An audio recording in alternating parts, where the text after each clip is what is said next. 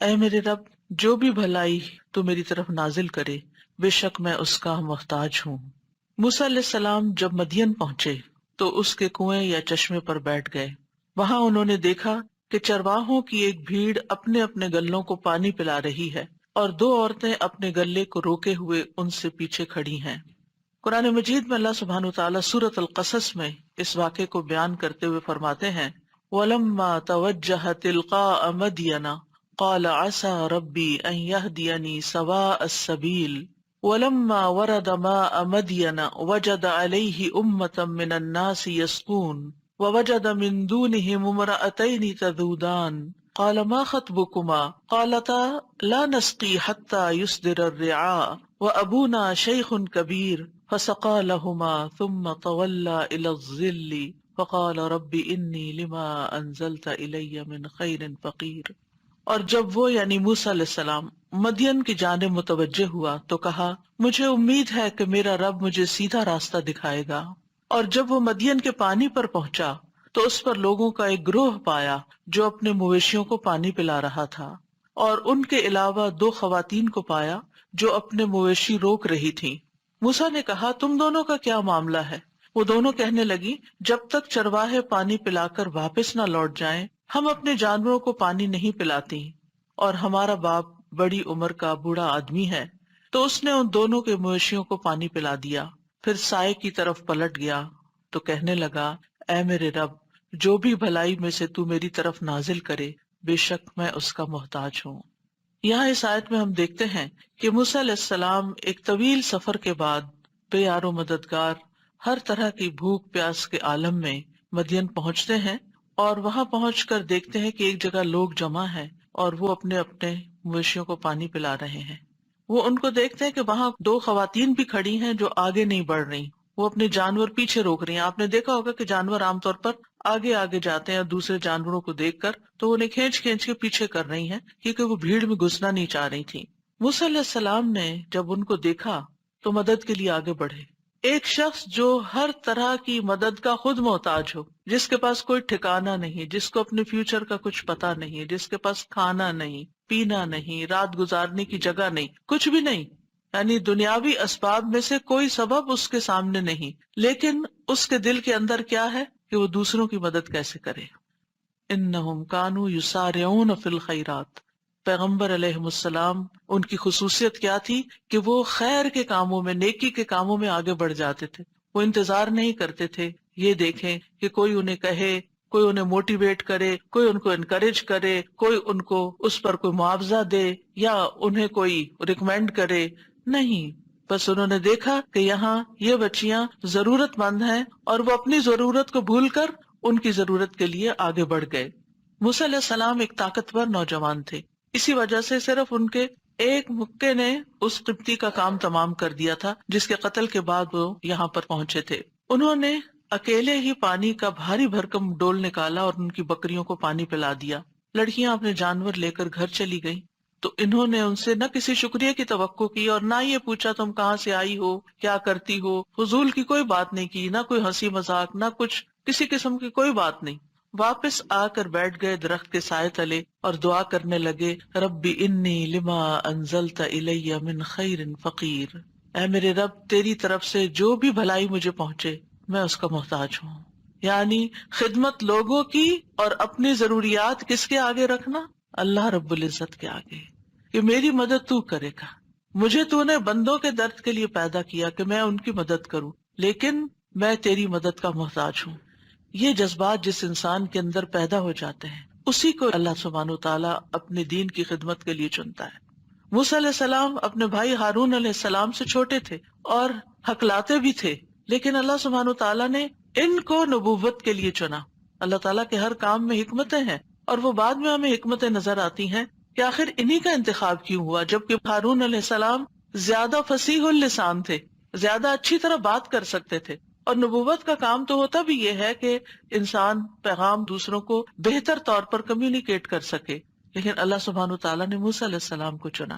موسیٰ علیہ السلام نے اللہ سبحانہ وتعالیٰ سے دعا مانگی، اور کیا مانگا؟ خیر مانگی، اور یہ دعا انتہائی جامع دعا ہے۔ جس میں دنیا اور آخرت کی کوئی ایسی بھلائی نہیں جو اس میں آ نہ گئی ہو. یعنی طویل سفر کے بعد غربت، فقر و فاقہ، اس حالت میں ٹوٹے ہوئے ہیں اور عجز و انکساری کی انتہا دیکھیں تو فوراً ہی دعا قبول ہو گئی.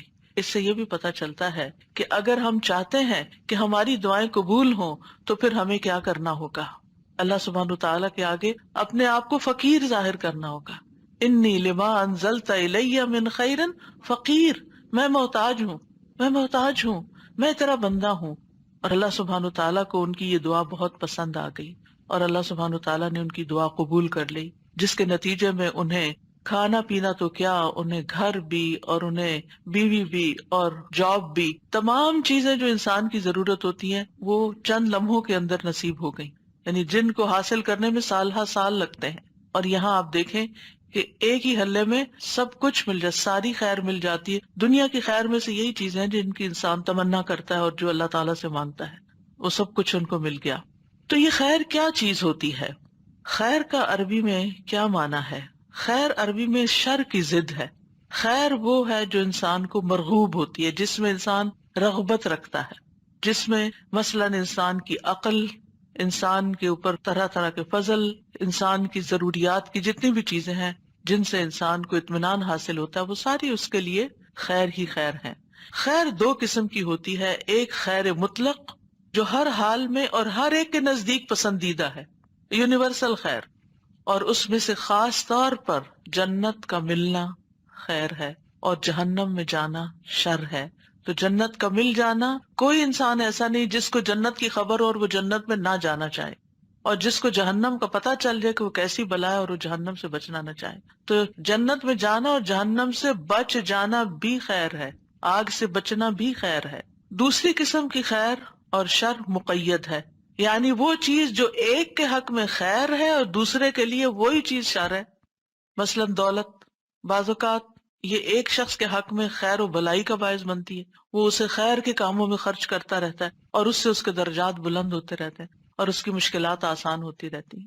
اور دوسرے کے حق میں وہی خیر جو دولت کی شکل میں، کہ قرآن مجید میں دولت کو بھی وَإِنَّهُ لِحُبِّ الْخَيْرِ لَشَدِيدٌ، انسان خیر یعنی مال کی محبت میں بڑا شدید ہے. تو یہی مال کسی دوسرے انسان کے حق میں بڑا ہی شر کا باعث ہے، کیونکہ وہ اسے شر کے راستوں میں خرچ کرے گا اور اس سے اس کے اللہ سبحانہ تعالیٰ کے نزدیک درجات اور نیچے گر جائیں گے حتیٰ کہ سزا کا مستحق ہو جائے گا. انسان اپنی فطرت کے لحاظ سے خیر کو پسند کرتا ہے، وَإِنَّهُ لِحُبِّ الْخَيْرِ لَشَدِيدٌ، اور صرف پسند نہیں کرتا بلکہ حب شدید کا شکار ہوتا ہے، یعنی بہت زیادہ پسند کرتا ہے. سورۃ فصلت میں آتا ہے لا يسأم الانسان من دعاء الخیر وان مسه الشر فیئوس قنوط، انسان خیر کی دعا مانگنے سے تھکتا نہیں، اور اگر اسے کوئی تکلیف پہنچ جائے تو نہایت مایوس اور بہت نا امید ہو جاتا ہے، ڈپریسڈ ہو جاتا ہے. لیکن یہ یاد رکھیے کہ دینے والا خیر کا تو صرف اللہ ہی ہے، کیونکہ سارے خزانوں کا مالک وہی ہے. قل اللہم مالک الملک تؤتی الملک من تشاء وتنزع الملک ممن تشاء وتعز من تشاء وتذل من تشاء بیدک الخیر انک علی کل شیء قدیر. کہہ دیجئے اے اللہ بادشاہی کے مالک، تو جسے چاہتا ہے بادشاہی عطا کرتا ہے اور جس سے چاہتا ہے چھین لیتا ہے، اور جسے چاہتا ہے عزت دیتا ہے اور جسے چاہتا ہے ذلیل کرتا ہے. تیرے ہی ہاتھ میں ہر طرح کی خیر ہے، بے شک تو ہر چیز پر پوری طرح قادر ہے. بیدک الخیر، تو خیر کا مالک صرف اور صرف اللہ ہے. اس لیے خیر کا سوال اللہ سے ہی کرنا چاہیے، ہر طرح کی خیر اللہ ہی سے مانگنی چاہیے. سارے کا سارا فضل بھی اللہ کے ہاتھ میں ہے.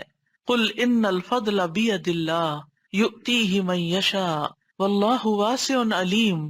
کہہ دیجئے بے شک فضل اللہ ہی کے ہاتھ میں ہے، وہ جسے چاہتا ہے عطا کرتا ہے، اور اللہ وسعت والا خوب علم والا ہے، یعنی اس کو پتا ہے کہ کس کو کیا چیز دینی چاہیے. اس کے پاس تو فضل کی کوئی انتہائی نہیں، خیر کی انتہائی نہیں، لیکن فیصلہ وہ کرتا ہے کہ کس کو کیا دینا ہے، کتنا دینا ہے، کب دینا ہے، اور کس سے کیا روک لینا ہے.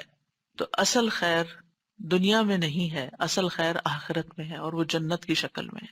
دنیا میں تو صرف جھلکیاں ہیں، چند تھوڑے بہت آرام کی چیزیں، انسان کی پسندیدہ چیزیں. ابن عباس کہتے ہیں رسول اللہ صلی اللہ علیہ وسلم نے عرفات میں خطبہ دیا، پھر جب آپ نے کہا لبیک اللہم لبیک تو اس کے بعد فرمایا انما الخیر خیر الاخرہ، بے شک خیر تو صرف آخرت کی خیر ہے، یعنی اصل خیر تو آخرت کی خیر ہے، اور وہ ہے جنت کا ملنا اور جہنم سے بچ جانا. کیونکہ فمن زحزح عن النار وادخل الجنۃ فقد فاز، جو آگ سے بچا لیا گیا اور جنت میں داخل کر دیا گیا، یقیناً وہ کامیاب ہو گیا.